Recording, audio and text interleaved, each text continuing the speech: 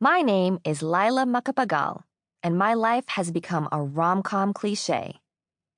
Not many romantic comedies feature an Asian American lead, or dead bodies, but more on that later. But all the hallmarks are there. Girl from an improbably named small town in the Midwest moves to the big city to make a name for herself and find love. Check. Girl achieves these things only for the world to come crashing down when she walks in on her fiancé getting down and dirty with their next-door neighbors. Yes, plural. Double check. Girl then moves back home in disgrace and finds work reinvigorating her aunt's failing business. Well, now we're up to a hat trick of cliches. And to put the cherry on top, in the trope of all tropes, I even reconnected with my high school sweetheart after moving back to town and discovered the true meaning of Christmas.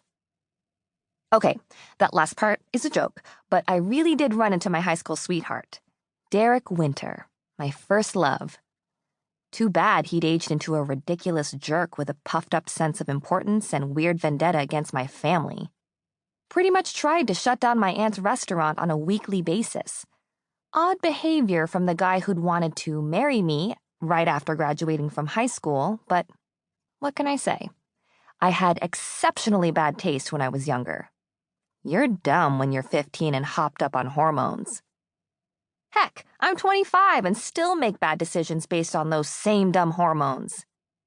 Hence, I was working at my Tita Rosie's restaurant rather than running my own cafe, which is what I'd been going to school for before I found out Sam was a cheating scumbag. That was right around the time my aunt sent me a distress signal. And here we are. So, instead of grinding my own coffee beans or brewing the delightful loose-leaf teas I'd sourced for my dream cafe in Chicago, I now spent every morning preparing mugs of Kopiko 3-in-1 in my hometown of Shady Palms, Illinois, over 2 hours outside the city. And yes, the town really was named Shady Palms. Rumor has it some rich dude from the Caribbean got homesick after moving to the area and tried transplanting a bunch of palm trees along the main street.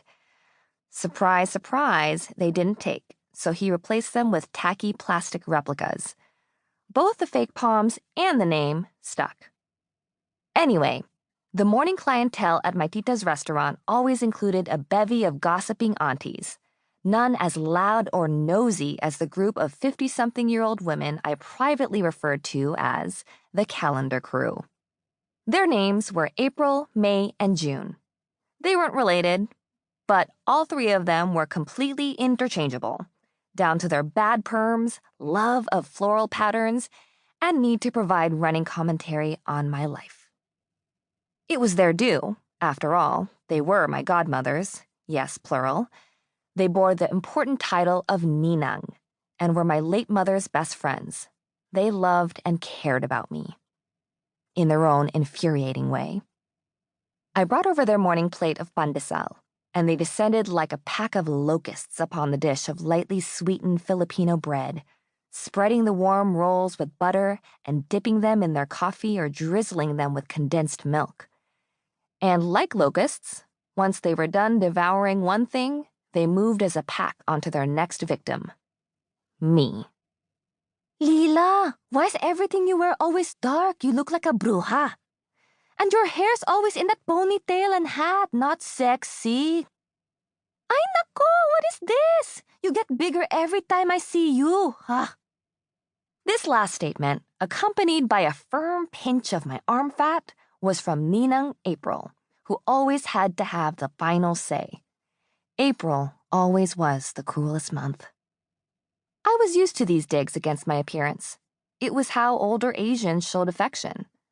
While I was no beauty queen, well, except for that one time, but that's a story for another day, my brown skin glowed and my long black hair was thick and shiny from straightening it every morning. My pride and joy. Too bad I had to keep it under a baseball cap for work. I could ignore my godmother's first two comments. While being told you look like a witch would bother most people, I considered it a compliment. I loved natural remedies, dark color palettes, and made bewitchingly delicious baked goods. So I'd learned to lean into the bruja image. Everyone needed a personal brand.